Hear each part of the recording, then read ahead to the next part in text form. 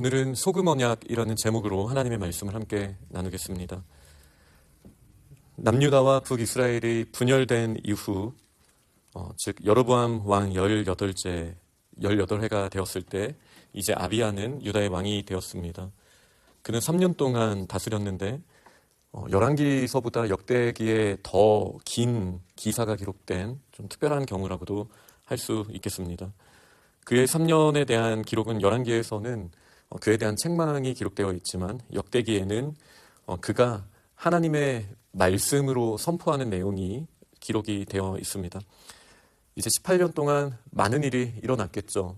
이스라엘의 왕 여로보암은 예루살렘 남유다의 땅으로 자신의 백성들이 가는 것을 막기 위하여 베델과 단에 단을 쌓고 또 금송아지를 세워서 이것이 너희의 하나님이다라고 말을 하는 정말로 커다란 죄를 저지르게 되었습니다. 다른 어떤 이유를 막론하고 그의 이런 행동은 정치적인 유익을 위한 행동이었지만 예배를 무너뜨리게 되고 결국 이스라엘은 그 첫 단추부터 잘못 끼었기 때문에 무너질 수밖에 없었던 상황이기는 했습니다. 그러나 겉보기에는 우선은 이스라엘이 더 강성한 모습으로 28년이 지났을 때 보여지게 됩니다. 아비야는 군사 40만 명을 택하였고 여로보암은 큰 용사 80만 명을 택하였습니다. 지금 당장 서로를 바라보고 있는 이 상황에서 40만 명과 80만 명이라는 두 배의 차이가 나게 됩니다. 그리고 아비야는 지금 경험이 별로 없는 왕이고 여로보암은 18년 동안, 그 전에도 그 자신도 큰 용사였지만 18년 동안 이스라엘을 견고히 세속적으로 봤을 때 견고하게 준비해온 왕이었기 때문에 사실 이 전쟁은 일반적인 관점으로 봤을 때는 너무나 유다에게 불리한 상황이었습니다. 그때 아비야가 에브라임의 산중에서 여로보암과 이스라엘의 큰 무리에게 외치는 내용이 기록되어 있습니다. 5절에 보면 이스라엘 하나님 여호와께서 소금 언약으로 이스라엘 나라를 영원히 다윗과 그의 자손에게 주신 것을 너희가 알 것 아니냐 이렇게 이야기를 합니다. 여기에 이제 소금 언약이라는 표현이 있습니다. 하나님의 언약, 하나님의 약속, 보통 이 언약식과 약속에 대해서 우리가 생각을 할 때 쌍방간의 책무를 일반적으로는 생각하지만 아브라함의 언약 그리고 다윗의 언약 여러 가지 하나님께서 주신 언약을 생각해 봤을 때 하나님의 언약은 굉장히 일방적입니다. 하나님께 책임이 있고 또 이 책임을 반드시 지키시겠다라는 그 약속이 있다라고 이 언약이라는 말을 들을 때 저희는 생각할 수 있겠습니다. 그럼 소금이라는 말이 들었을 때는 어떤 맥락을 갖게 됩니까? 여러 가지 우리가 생각해 볼 수 있겠지만 성경의 맥락에서는 변개치 않으시는 영원한이라는 맥락으로 저희가 생각해 볼 수 있습니다.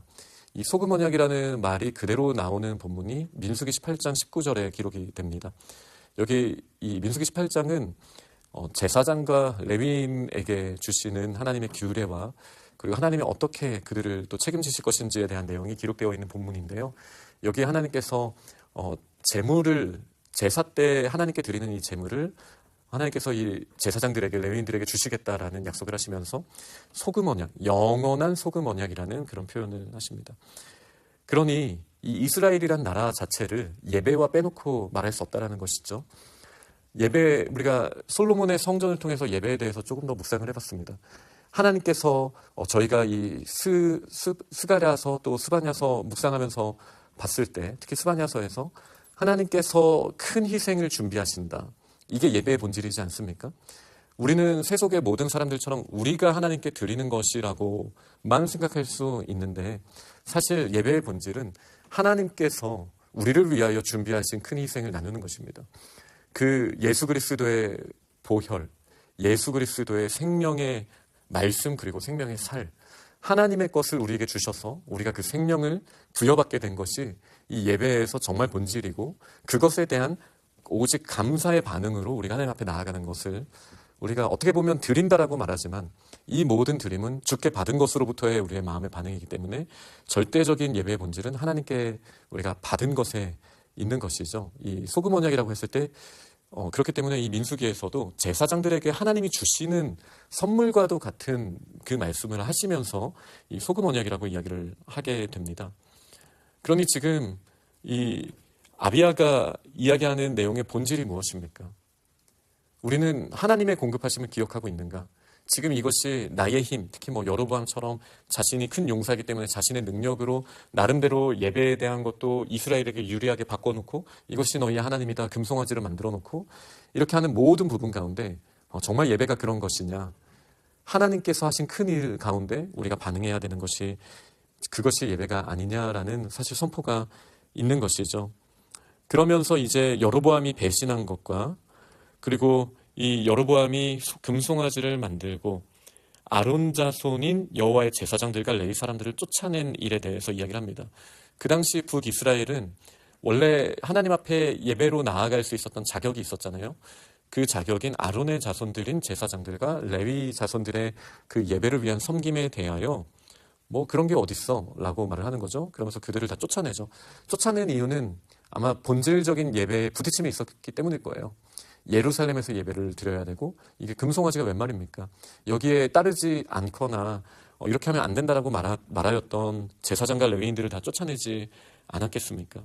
그럼 이 빈자리를 어떻게 합니까? 누구든지 어린 숫송아지 한 마리, 순양 7마리를 끌고 와서 장립을 받고자 하는 자마다 제사장들로 삼았던 것이 북이스라엘의 모습입니다. 지금 저희는 이 두 군대가 대치하고 있는 모습을 보고 있습니다. 한 군대, 아비야의 군대는 40만 명의 군사, 그리고 여로보암의 군대는 80만 명의 용사. 눈으로 보기에는 비교가 안 되는 싸움이죠. 그러나 영적인 본질을 지금 아비야는 선포하고 있습니다. 헛된 허무한 신을 섬기고 자신이 나는 그래도 내가 제사장이 될 수 있다라는 자신의 자격을 가지고 약간의 물질, 이 송아지와 또 염소를 가지고 나오는 순양 7마리를 가지고 나오는 자들이 누구나 제사장이 되었던, 그리고 예루살렘에서 예배하지 않고 헛된 우상을 섬기고 있는 이스라엘의 모습과 여전히 하나님의 약속을 기억하면서 성전에서 아침 저녁마다 예배하고 있는 이 남유다의 모습이 대비되는 것을 지금 이 왕은 선포하고 있습니다. 그리고 이 하나의 인식만으로도 아비야의 모든 허물은 역대기에는 적어도 감추어져 있습니다. 내용은 저희가 읽었던 것처럼 하나님께서 그 이스라엘을 치심으로 큰 승리를 이 남유다에게 허락하셨다라는 것으로 오늘 본문이 마무리되게 됩니다. 그러면 이제 저희의 모습을 한번 돌아봐야죠. 지금 저희는 어떤 모습입니까? 아비야는 열왕기상 15장을 봤을 때 그렇게 칭찬받을 만한 왕은 아닙니다. 솔로몬은 어떤가요? 역대기에는 성전에 대한 이야기를, 역대기에서 성전과 예배는 너무나 중요한 가치라는 것을 선포하고 있기 때문에 솔로몬에 대한 굉장히 긍정적인 모습만 기록되어 있지만 저희는 솔로몬이 얼마나 부족한 사람인지 잘 알고 있습니다. 다윗 왕은 어떤가요? 다윗 왕도 너무나 부족한 사람이었죠. 그러나 지금 이 남유다의 라인을 통해서 흘러온 이 커다란 주제가 무엇입니까? 아무리 연약하지만 하나님의 이 소금 언약, 내가 주고 내가 책임지고 내가 용서하고 내가 회복시킨다라는 그 하나님의 절대적인 주권 앞에 지금 다윗의 왕조의 허물이 덮어져 있는 거예요. 그리고 그 가운데 여전히 자신의 의를 드러내려고 하지 않고 있는 유다 왕들의 모습이, 아직은 그런 모습들이 보여질 때 아무리 이 유다 왕들이 부족하고 경제적으로, 정치적으로, 외교적으로, 심지어 신앙적으로 부족한 모습이 있다 할지라도 그럼에도 불구하고 하나님의 크심에 대해서 예배자로 나아가기 위하여 부족하지만 반응하고 있는 이들은 하나님께서 끝까지 책임지신다라는 것이 사실은 역대기에서 너무나 중요한 흐름이다라는 사실을 저희는 기억해야 합니다. 우리가 하나님께 복을 받는 이유가 무엇인가요? 저희가 가끔은 잘할 때도 있죠. 저희의 모습이 칭찬받을 만한 모습이 있을 수도 있죠. 그렇기 때문에 하나님이 저희에게 복을 주시는 겁니까? 그렇다면 우리는 몇 배의 저주를 받아야 마땅한 연약한 자들이라는 사실도 저희가 기억하지 않을 수 없는 것이죠. 정말 하나님의 은혜는 이 예배 가운데 있습니다. 이 예배의 본질, 하나님께서 다 대가를 지불하시고 아무리 부족한 자들, 솔로몬이 봉헌했을 때 우리 백성들 가운데 질병이 있고 온갖 어려움이 있고 하나님 앞에 연약한 모습이 있다 할지라도 누구든지 주님 앞에 예배자로 나오고 하나님 앞에 용서를 구하고 은혜를 구하며 나아갈 때 부어주시는 이 하나님의 놀라우신 은혜 가운데 아비야의 허물도 덮여있는 오늘의 모습을 보게 됩니다. 저희의 유일한 소망이 무엇입니까? 나의 행위가 아닌 하나님의 크신 일, 바로 이 소금 언약 가운데 있는 줄 믿으시기 바랍니다. 예수 그리스도의 큰 사랑 가운데 반응하며 하나님의 공급하심으로 우리의 허물, 우리의 연약함까지도 다 덮어주시고 새 힘을 주신 주님 앞에서 오늘도 아비아처럼 하나님의 은혜를 선포하고 또 하나님이 채워주시는 그 은혜로 말미암아 또 승리하는 믿음의 사람들이 다 되시기를 간절히 축원합니다. 아멘.